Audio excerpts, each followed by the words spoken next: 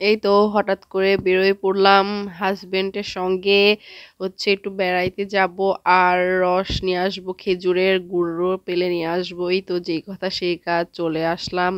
সব কিছু মিলেই থাকছে আজকের ভিডিও। আসসালামু আলাইকুম everyone, welcome to my video.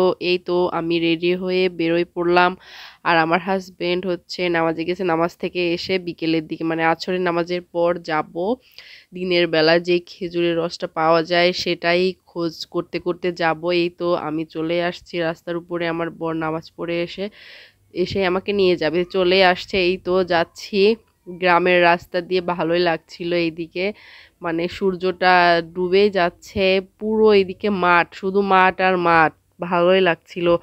মানে শীত শীত ভাব, বাতাস হচ্ছিল খুব জোরে, গাড়ি চালাচ্ছিল না, আস্তে আস্তে চালাচ্ছিল। তো এই তো ভালোই লাগছিল, ওয়েদারটাও ভালোই ছিল। এই গ্রামের এই সাইডে নাকি এদিকে এক লোক থেকে মানে এখানেই থাকে, এখানেই রস রস দিয়ে মানে গুড় তৈরি করে। আর রস দিনেও নাকি পারে, সন্ধ্যার আগ দিয়ে মানে বিকেলের দিকেও পারে। আর সেই ভোরের দিকে পারে, ভোরের দিকে তো আর আসা হয়নি। তো এই তো চলে আসছি, তো এদিক দিয়ে যাচ্ছিলাম আর দুইজন একটু গল্প করতে করতে যাচ্ছিলাম। তারপরে এই তো আস্তে আস্তে হঠাৎ করে সামনে দেখি এক চাচা বসে আছিল। তো উঠে চলে গেল ভিতরের দিকে, আর দেখলাম এখানে হাঁড়ি। তো আমি বললাম দেখো তো এই হাঁড়ির ভিতরে রস আছে কিনা। তো আপনাদের ভাইয়া দেখলো এখানে রস ছিল না, এগুলো তাল গাছ, ছোট বড় অনেক তাল গাছ। তো এই মাঝামাঝি মানে এটা মাটির রাস্তা, পাশে মাঠ আর মাঠ। তো দেখলাম এখানে এই যে এই গাছে দেখলাম পাখিগুলো বাসা বেঁধে আছে। এই তো আমি, আমার অবস্থা ভালো না, বাতাসে হিজাব টিজাব একদম জাহেল অবস্থা। তারপর একটু সামনে যেয়ে এক চাচা বলল যে এইদিকে না সামনের ওই রাস্তা দিয়ে ঘুরে গেলে ভালো হয়। এই তো এখানে চাচা বসেছিল কিছুটা হাঁড়ি নিয়ে, তো বলল এখানে আর রস নাকি শেষ হয়ে গিয়েছে।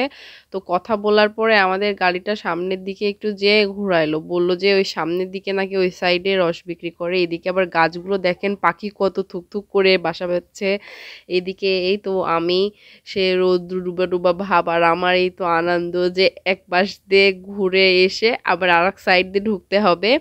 তারপরে এই তো আমি দেখছিলাম যে উপরে দেখেন কতগুলো পাখি বাসা বাঁধছে ওই গাছে। তারপরে এই তো পুছাই গেলাম ওই সাইড দিয়ে, মানে পাশের রাস্তাতে ঢুকে পড়লাম, দেখলাম এক ভাইয়া নিয়ে গেল গুড় কিনে নিয়ে।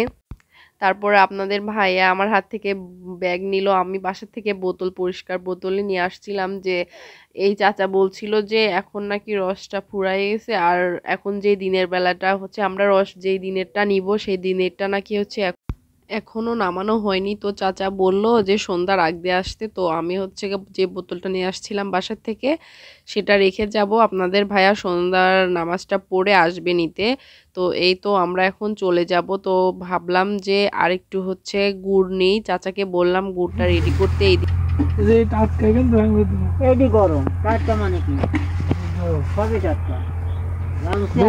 বেশি ঝুলা হলে রস হলে সমস্যা।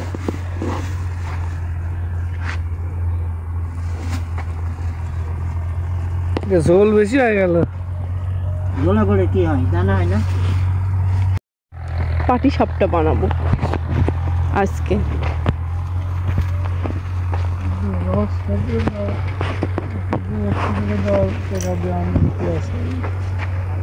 আমরা এখন রস খাচ্ছি, হ্যাঁ এই হাঁড়ি ভাঙেছি।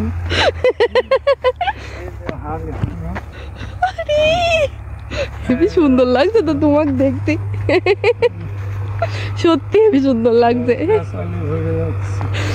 চাচা দেখে বকা শুরু করবি না।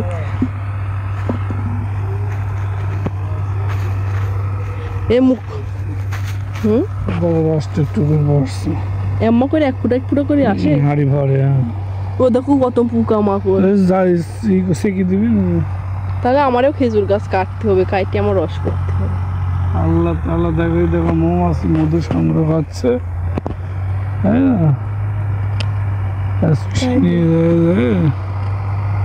এর উপরে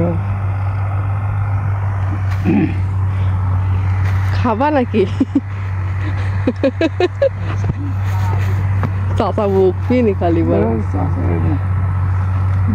এই তাহলে বিকেলের দিক তোলে না নাকি একদিনও আমরা তাহলে এক গ্লাস করে খাইয়ে যেতাম না কিনে। এখন হবে না তো, একদিন সন্ধ্যা পরে ভাঙে। তো সন্ধ্যার পরে ভাঙে, বিকেলেও তো মানুষ ভাঙে। সকালে ভাঙে, সকালে হাতে